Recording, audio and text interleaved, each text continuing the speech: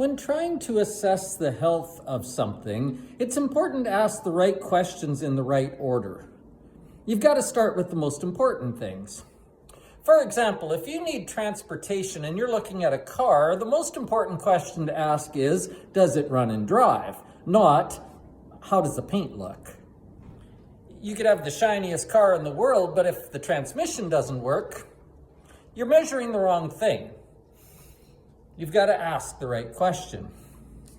When it comes to churches, when it comes to our spiritual lives, in this day and age, I think most people ask the wrong questions. They look at the wrong things, or at least they look at things in the wrong order.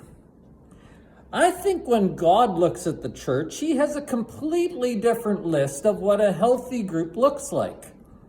He's looking for completely different qualities than what most of us are looking for. And so that tells me that if we are going to find what God wants us to find, we better be asking the questions he's asking and looking for the things that he wants to see.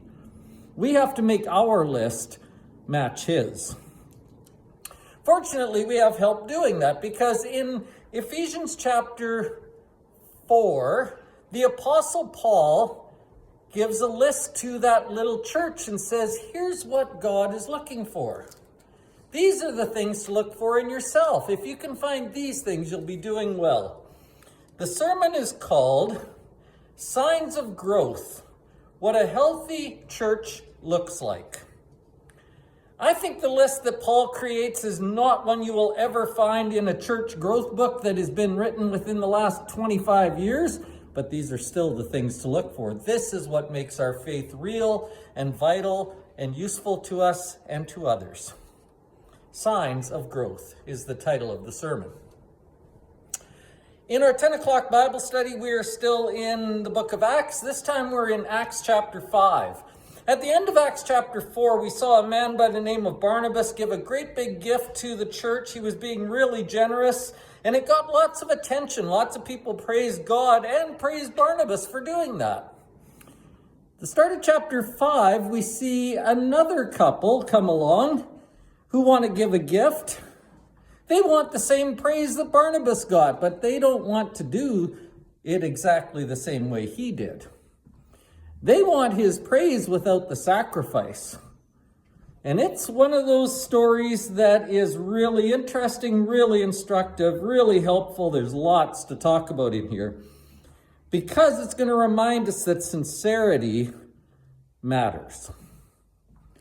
In Acts chapter 5, we find the church in trouble from the outside and from the inside. And actually, that's what we're calling the chapter. Trouble from within and trouble from without.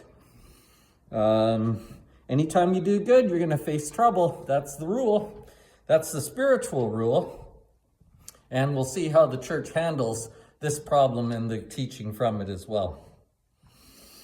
Again, let me remind you that noon lunches have started, and that was such a nice treat last week. People hung around here till almost 2 o'clock visiting. So nice, so easy to do, so much fun. Bring some sandwiches, enough for your family and to feed one more family so we can invite visitors to stay. Sandwiches, desserts, veggies, things like that. Really easy, really simple. What you bring isn't important, but that we get to stay and visit and share together is. So I'm looking forward to all of that this week. We'll see you on Sunday.